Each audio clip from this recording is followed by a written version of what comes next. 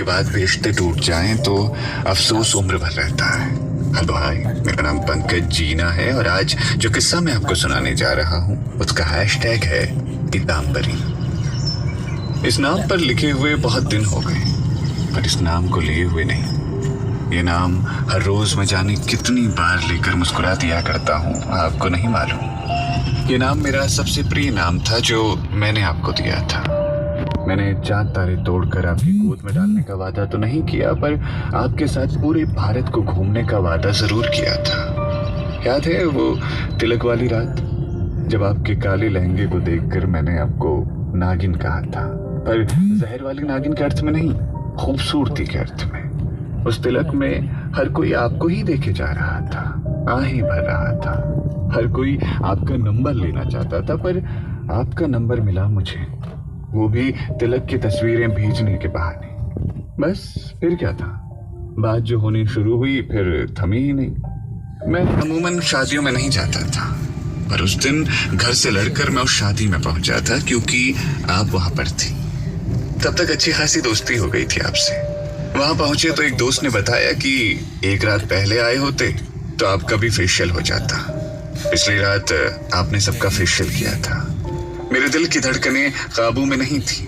आप पास में बैठी थी और उस दोस्त के कहने पर आप तैयार हो गई।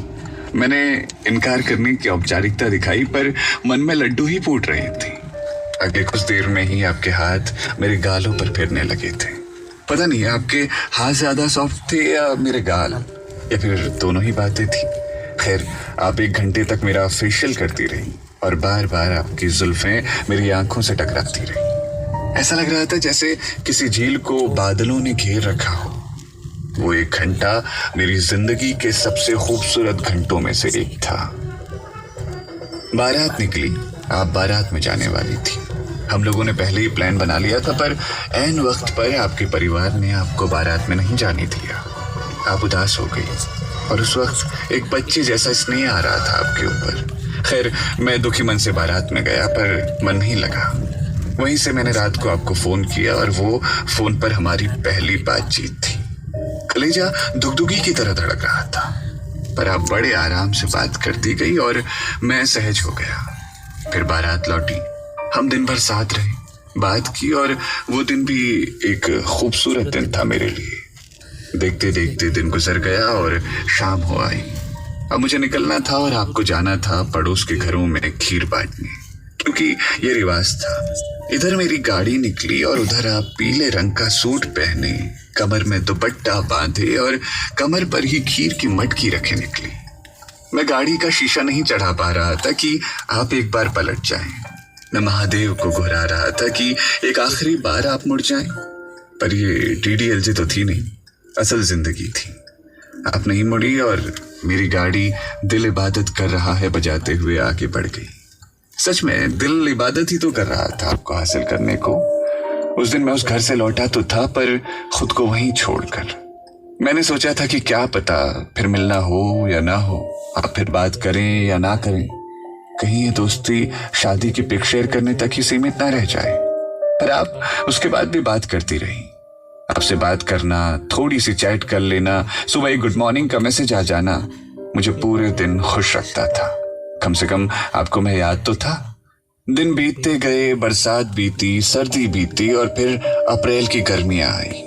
मैंने सोचा रामनवमी के शुभ दिन पर आपको मन की बात बताऊंगा, पर आश्चर्य, आपने 3 दिन पहले ही वो 3 जादुई शब्द बोल दिए जिन्हें सुनने के लिए मैं बेकरार था। बस फिर क्या था, चल पड़ा इश्क का दौर, प्रेम का दौर और लंबी बातों का दौर। याद है वो दिन जिस दिन मेरी तबीयत बुरी तरह से खराब हो गई थी। उस दिन आप पूरे दिन मंदिर में जाकर बैठी रही मेरे लिए और मुझसे चैट करती रही। उस दिन समझ में आया कि ये ब्रह्मांड चाहे ब्लैक होल में घुस जाए, चाहे दुनिया ईसा पूर्व में चली जाए, चाहे हाइड्रोजन और ऑक्सीजन मिलकर पानी बनाना बंद कर दे, चाहे सांस में ऑक्सीजन की जगह कार्बन जाने लगे, पर आप मुझे छोड़कर नहीं जाएंगी। मेरी पीताम्बरी मुझे छोड़कर नहीं जाएगी। पर होए वही जो राम रचि राखा। आप छोड़कर गई और सब कुछ खत्म हो गया। कमाल की बात तो ये थी कि जिस दिन आपसे आखिरी बार बातचीत हुई उस दिन मेरा जन्मदिन था। आप किसी बढ़िया कारण से छोड़कर जाती तो समझ में आता, पर दिल आज भी इस बात से जलता है कि आप अपने दोस्तों के भड़काने पर छोड़ गई मुझे, कि मेरी तो 50 गर्लफ्रेंड होंगी। मैं सबके कमेंट का रिप्लाई दिल लगाकर करता हूँ। असल दर्द तो तब हुआ जब आपने ये कहा कि अगर आप ब्रेकअप से वाकई दुखी होते तो फेसबुक पे लाइव आकर सबके साथ अपनी खुशी नहीं बांट रहे होते। मैंने कहा मैंने लाइव आने का वादा किया था, बस इसीलिए गया, और जब लाइव आ गया तो अपना दुखड़ा तो नहीं सुनाऊंगा ना।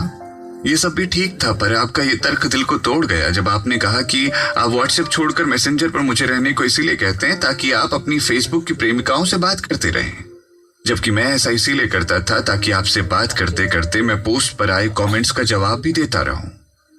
पर जब इंसान किसी को छोड़ने का मन बना लेता है ना, तब सारे तर्क निराधार हो जाते हैं पीताम्बरी। छोड़ने वाले आपको छोड़ने से पहले, काफी पहले आपको छोड़ चुके होते हैं। आप चली गई, मैंने आपको नहीं रोका।